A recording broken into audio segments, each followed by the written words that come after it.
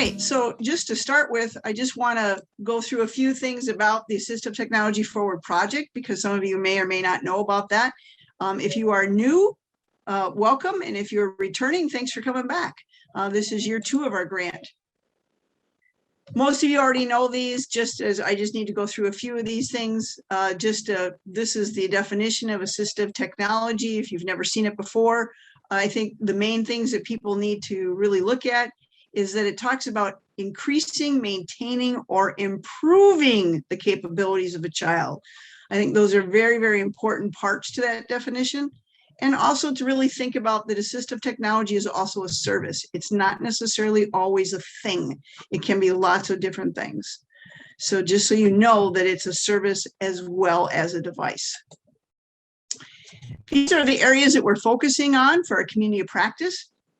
We're looking to provide resources to students all over our state and to look for those who are underserved.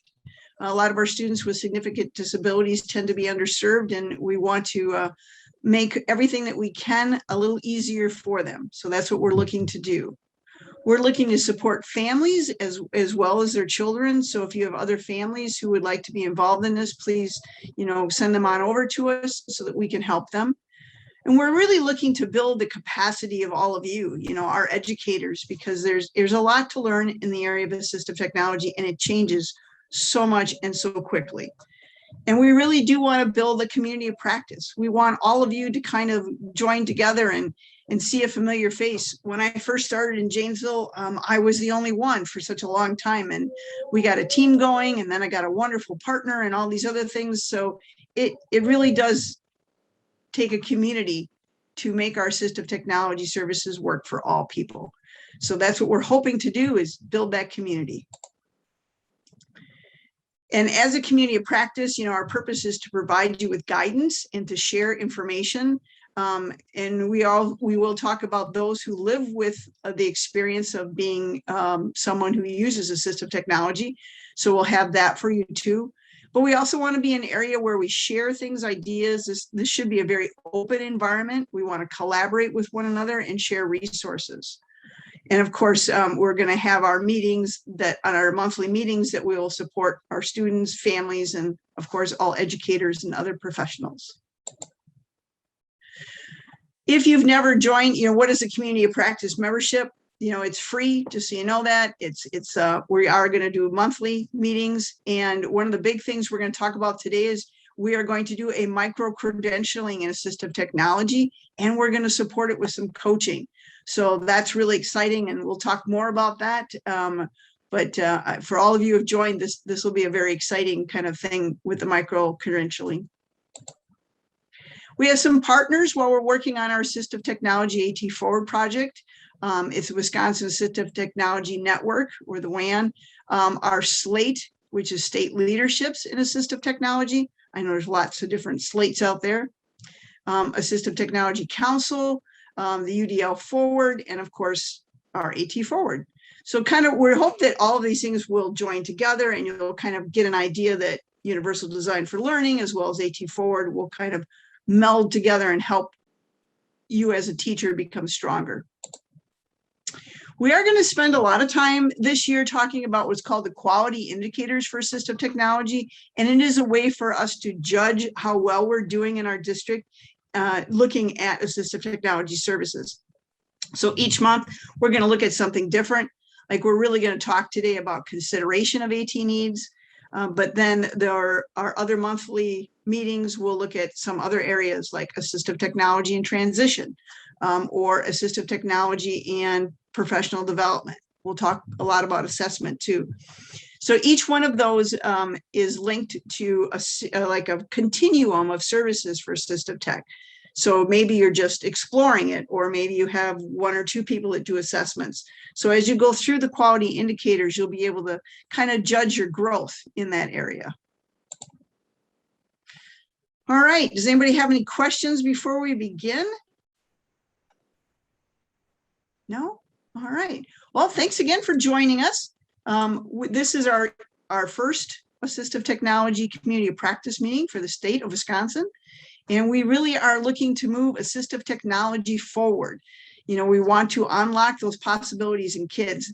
So if you remember nothing else from today, just keep thinking AT forward. We're going to move the possibility forward. Just a little bit about myself before we get started. I was an assistive technology specialist in the Janesville Public Schools for 33 years, but I was also a classroom teacher at the high school level. So when people tell me that things can't be done, I'm like, oh, yes, they can, because I did them. So, and I know, in fact, it can be done. It takes a lot of work, but you can do it. I started and ran our assistive technology team for the school district of Janesville.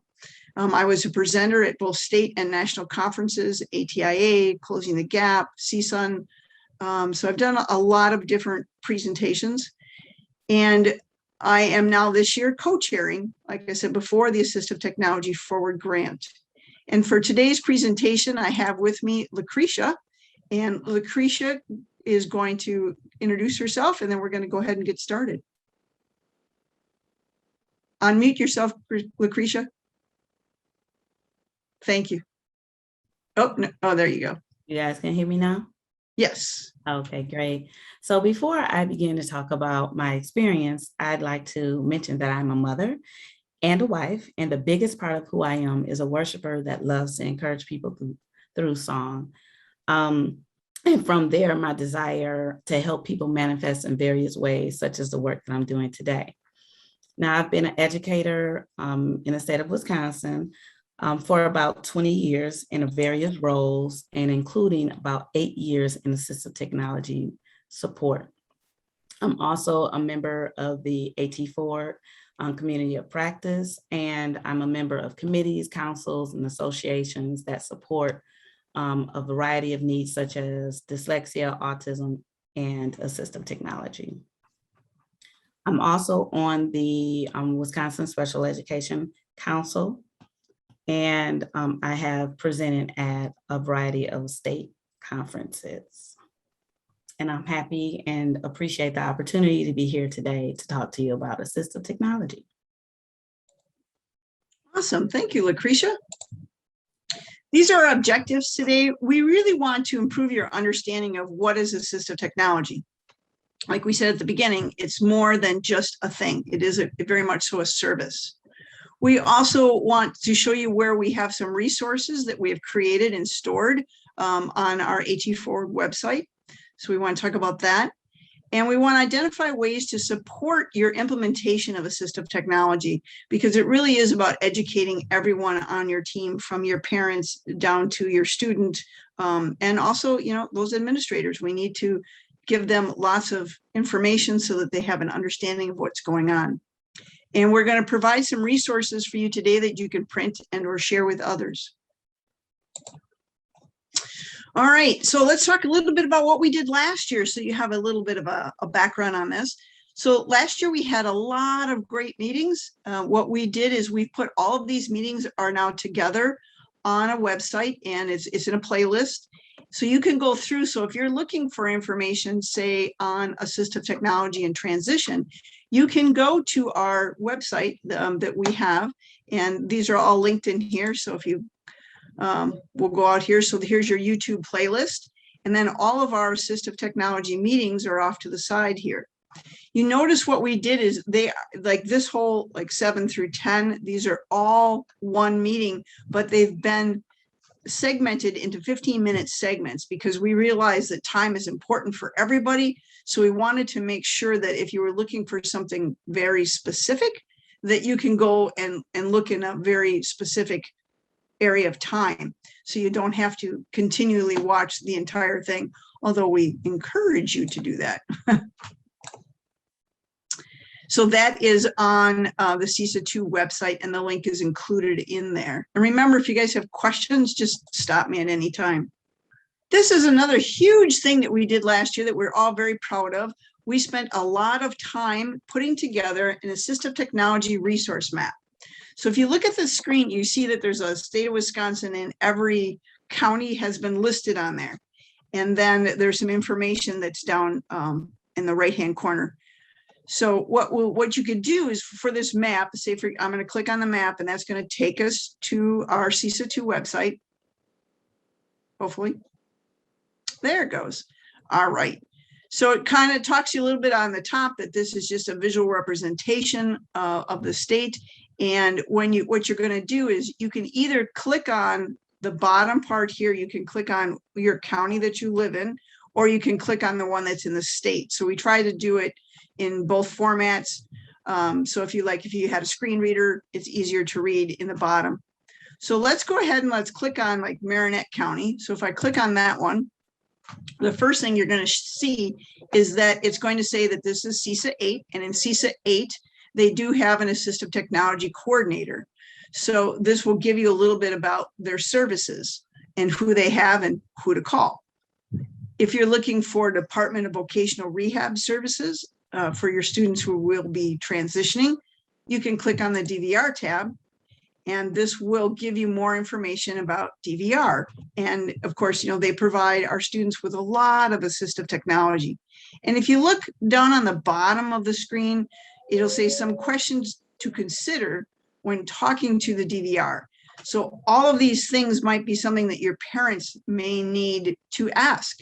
Like, is my child going to need adaptive equipment when they leave school? And probably the answer to that is probably yes. But DVR can help you get that equipment. And if you have an assistive technology specialist you're working with and the student is using that equipment, DVR can help you then purchase it and really help that student through that secondary schooling. The next one is the independent living centers. So there's information here on what do I need to know about an independent living center and what does it have to do with assistive technology? So again, there are a lot of leading questions that are down in here, like what services do you provide and how do I make a referral? All the kind of things that our parents really do need to know from us. And on the last tab is all the statewide resources. So the statewide resource tab will be the same in every county, but it will go through on education if you're looking for educational resources, employment, different equipment. And each time you click on that, more things are going to open up.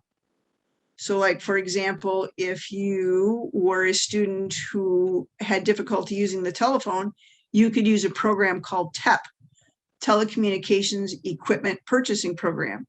And this tells you all about TEP, who qualifies, where to get a voucher, all of those things. And of course, the website is integrated in there.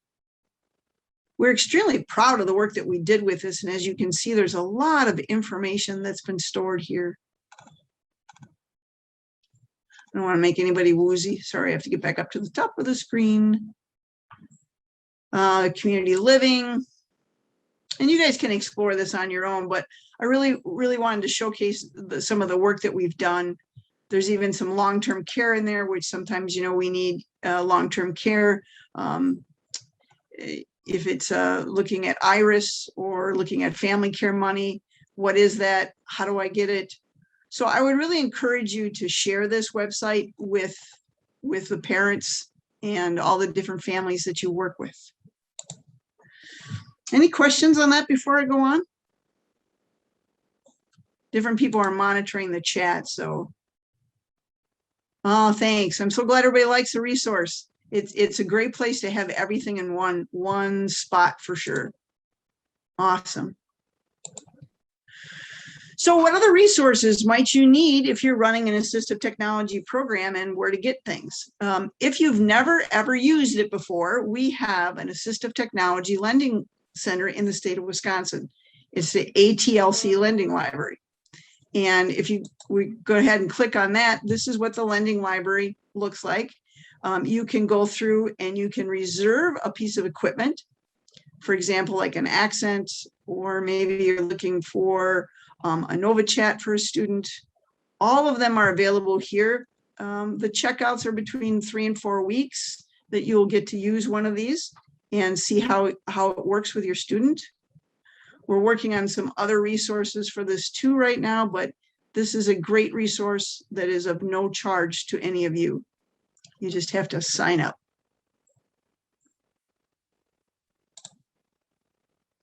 The other resource we wanted to show you is where you can find those quality indicators for assistive technology.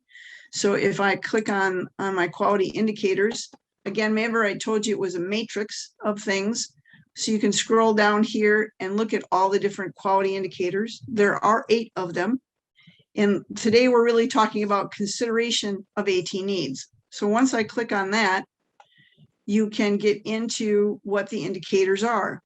So the indicator that we're talking about today really looks at considering what does it mean to consider things. I was in a state meeting or a meeting that was of people from all over the country. Lots of states were involved, and they were talking about a program that people were starting that's called Just Take a Minute. So when we get to that phase, when we're in an IEP and it says, does a student need assistive technology services and their devices and those special factors, are you actually considering it? Do you take a minute to take a breath and think, what has this got to do with anything? So people need to just take time to look at that. So is it required by IDEA? Absolutely it is. You're looking at a decision that's made by a group of people, not just by one person on the team. And this is something we really have to make our parents aware of too. And what is it that we're considering and why? Why would we consider it? I really like the way this is laid out because it gives you what the matrix is, and then it says what the intent is. So like the IEP team members have collective knowledge and skills. And that's really why all of you are here today, is that we're trying to get a collective amount of knowledge and skills, because if we don't have that, we can't pass that on to anyone else. So that's why we're here. And it really means that the IEP team combines their knowledge and skills. You need good OTs and PTs and speech and language people to look at what are those barriers that that student is unable to get through to get their education in the least restrictive environment. So we want to look through all of these. And when we talk about that, then we talk about the decision. Is it based back on your goals and objectives? So let's say, for example, we have a student who has a huge barrier to reading print at their grade level. So maybe it's an 8th grader who can only read at the 2nd or 3rd grade level. That's a huge barrier. And you may absolutely have, and you should have, goals and objectives to help that student become a stronger reader. But you also then need to say, okay, so we're working on the reading, but how do we keep him going in the reg ed classes? Where do we make those things mesh? And you have to make that mesh by looking at your goals and objectives and looking at your assistive technology. So maybe that student needs something that is going to read text for him. Maybe there's also some dysgraphia in there and he needs something to be able to write on. So if he can't write on paper, what else do we need to do? So it really is looking at that full assessment, like the student, that set process, the environment, the tasks that need to be done, and then the tools come last. Those are, I know that people always want to jump to the tools, but we have to look at the student first and then kind of go from there. So I won't go through all of these, but it is really nice. If you look on the bottom, I really like these, like assistive technology is considered for students with severe disabilities only. That is such a common error. And Lucretia is going to talk some more about these later, but just so you have an idea where to get those. And I would really highly recommend it, not only read these, but sometimes print these out and send them to some of your other people on your assistive tech teams or other people that you're working with, so that they have an understanding of where you're going. And the other thing is, last year we tried to do where we would help people solve different problems. And, we needed a larger group. So there's something called quiet.org. If you've never been there before, what Quiet is a way for us to share and to ask questions. So you can come out to the Quiet website and anyone can post a question. It could be a parent, it could be a reg ed teacher, whomever.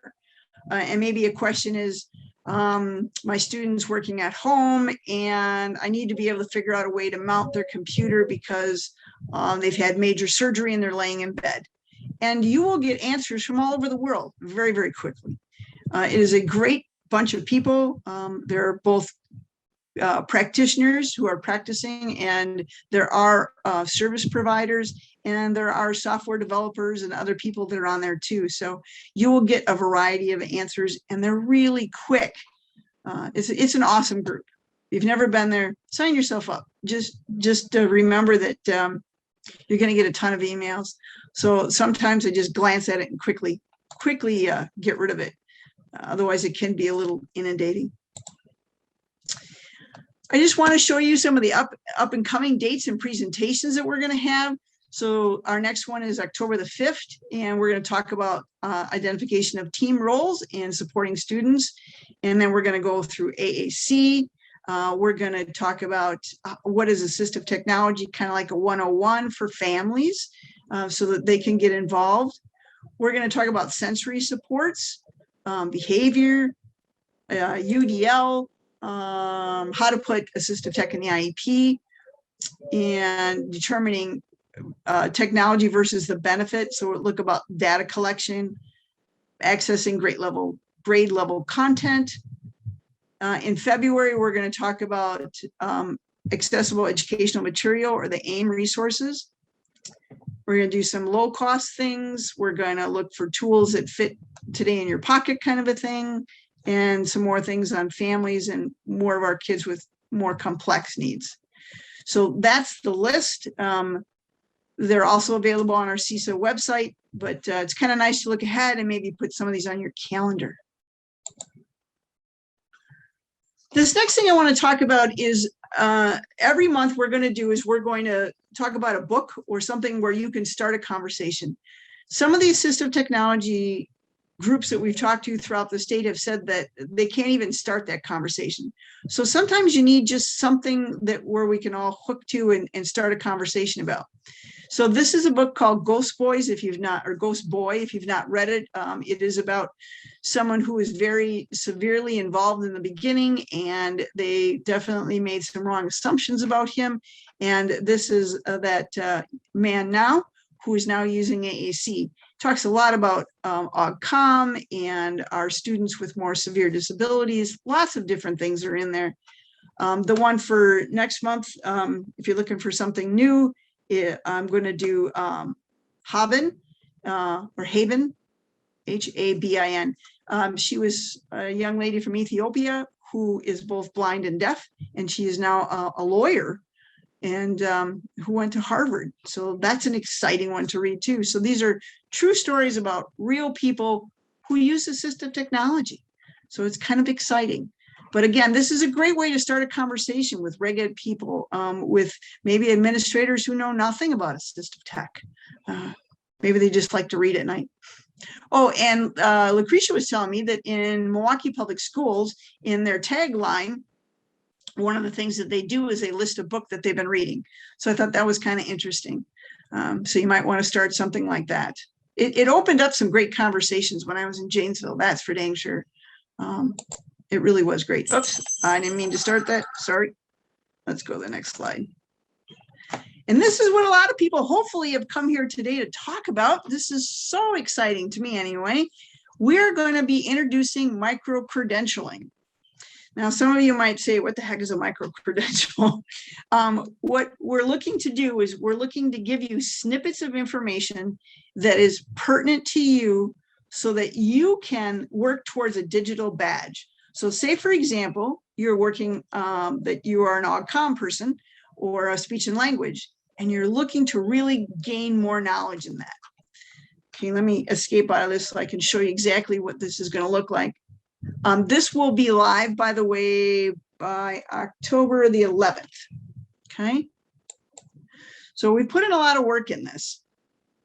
So as you can see, it's welcome to the AT Forward project. This right now we're saying is for the 21-22 school year. But what you can do is this is an opportunity for you on your own time, your own pace, your own place, whatever, for you to learn something very specific in the area of assistive technology. Through this process, you can earn up to 12 badges, for one for each of the micro-credentialing. And if you get 7, you will get a macro credential, and then you'll get a certificate from DPI stating that you have, in fact, completed 7 of these badges. So you can choose what you'd like. And here's what I think is really exciting is we're going to provide coaching for these, because we don't want you just to get the material and go, okay, now I know what I'm doing, but maybe you've got some questions. Maybe you've got some concerns. So we're going to have several coaching sessions throughout the school year where you can come, and again, there's no cost to any of this. You can come, log on and say, you know, maybe I did, as you can see on the bottom here, maybe I did all the ones in the assessment, but I'm still not really sure on this area of assessment for a kid. Can you help me through it? And that's what we're going to do. We're going to help you through that with a coaching session. And you can come to as many coaching sessions as you need. They're going to be a half-hour long, starting at like 4 o'clock in the afternoon. So what's the process? Really easy. First, when you've already finished, you join the CoP. So if you joined, you're ready to go for this. We are using the internet modules, ATEM modules. In fact, a few years ago, several people that I worked with in Janesville and myself created some of these modules. And they're experts from all over the country. And they are very small little segments of time where you can learn about something very, very specific. So you're going to go join the CoP, which you already did. You're going to go to the ATEM internet modules and sign up. And again, this is all free. And then you're going to choose an area down here that you want to study. So let's do seating and positioning. So we'll click on seating and positioning and students with complex needs. Once you are here, you're going to get 2 things. So you're going to a criteria and then a place to submit your criteria. So we'll click on this one first, the criteria. And this is your worksheet to kind of step yourself through this. So if you look at the top here, these are the different segments. So we've got 1, 2, 3. There are 4 segments in the ATEM area that talk about seating and positioning. We're asking that you complete 3 of them, okay? Or, there's a little and or here. Say maybe you are a physical therapist and you have a great site that you've gone to learn different things. Maybe you want to do 2 of the ATEM and then 1 that's somewhere else. Or maybe like we talked about, we created that great big playlist last year for Assistive Technology Forward Project. Maybe there's 1 in there that you want to do. So all told, you have to do 3. So when you click on these, it actually brings you right to the ATEM page. Let me log in so you can see what this looks like. Once you're here, let's see. You can click on whichever one you're looking for again. Maybe I'm doing, oh, wait, here we go. So what was I said? We were going to do seating and positioning. So here's my seating and positioning. I won't start this, but it comes up with a video. So you watch the little introductory video. Then there's a pre-assessment. And what we're asking, it's the same set of questions. I'm giving a hint up front.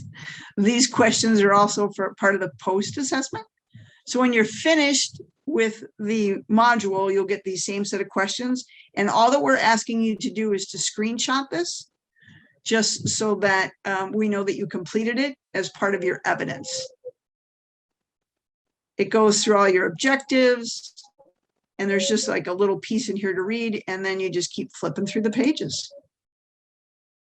There's lots of little activities in here. And again, you know, everyone's coming in this from a different standpoint. So you may already have a lot of this information.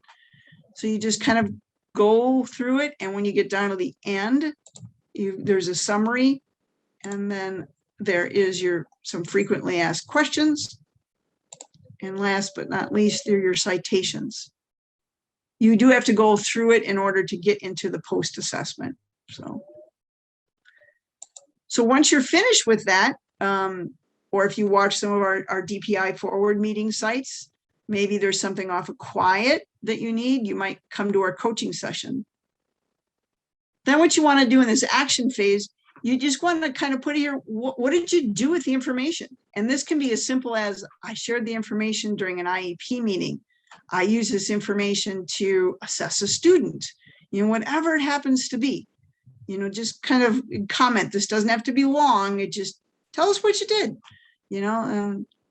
so that we kind of know a little bit too on how people are using this. And the last one is just a little reflection area. We're not looking for a lot. We're just looking for like maybe a little paragraph or so that says, I really learned a lot from this. Maybe I didn't. I really think that I could go forward with this area, whatever it happens to be. And because of the time of year that it is, we really want to talk to you about using, let's be smart, right? We all have all these extra things to do. Why don't you do it as your PPG? Or maybe as your SLO? So if you can tie this micro-credentialing to something that you're already doing, you don't have two things to do. You're only doing one thing at a time. Does that make sense to everybody? So again, we can go back here and look at all the 12 areas. We've got AAC, academics, adult transition, access, device access, assessment, hearing, implementation in the IEP, independent living, seating, writing. By the way, I did the writing one with a fabulous OT and a student or a teacher who taught students with learning disabilities. There's a great section here on vision. And then we've got the organization and executive functioning. So that's the micro-credentialing.